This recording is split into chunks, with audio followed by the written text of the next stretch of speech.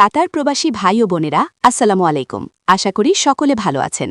আপনারা আজকের এই ভিডিওর মাধ্যমে জানতে পারবেন কাতার প্রবাসীদের জন্য গুরুত্বপূর্ণ দুটি আপডেট নিউজ।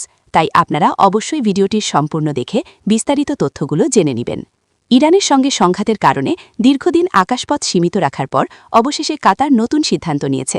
যুক্তরাষ্ট্র ও ইসরায়েলের যৌথ হামলার পর প্রথমবারের মতো কাতার বিদেশি বিমান সংস্থাগুলোর ফ্লাইটকে আবারও তাদের প্রধান বিমানবন্দরে অবতরণের অনুমতি দিয়েছে। এদিকে কাতার সিভিল অ্যাভিয়েশন অথরিটি জানিয়েছে হামাদ আন্তর্জাতিক বিমানবন্দরের মাধ্যমে ধীরে ধীরে বিদেশি এয়ারলাইন্সগুলোর ফ্লাইট চালু করা হবে। এ বিষয়ে উড়োজাহাজ সংশ্লিষ্টদের জন্য একটি জরুরি নির্দেশনাও জারি করা হয়েছে। এর আগে ইরানের ড্রোন ও ক্ষেপণাস্ত্র হামলার আশঙ্কায় কাতার তাদের আকাশপথ বন্ধ করে দেয়। পরে গত ৭ মার্চ সীমিতভাবে আকাশপথ খুলে দেওয়া হলেও তা শুধুমাত্র কাতার এয়ারওয়েজের জন্য চালু ছিল। সবকিছু বিবেচনা করে এখন পরিস্থিতি কিছুটা স্বাভাবিক হওয়ায় বিদেশি বিমান সংস্থাগুলোর জন্যও আকাশপথ খুলে দেওয়া হয়েছে। কাতার কর্তৃপক্ষ বলছে যাত্রীদের নিরাপত্তা ও সুরক্ষাই তাদের প্রধান লক্ষ্য। কাতার বেসামরিক বিমান চলাচল কর্তৃপক্ষ অর্থাৎ QCCA নিয়ম লঙ্ঘনের অভিযোগে বেশ কয়েকটি ট্রাভেল এজেন্সি বন্ধ করে দিয়েছে।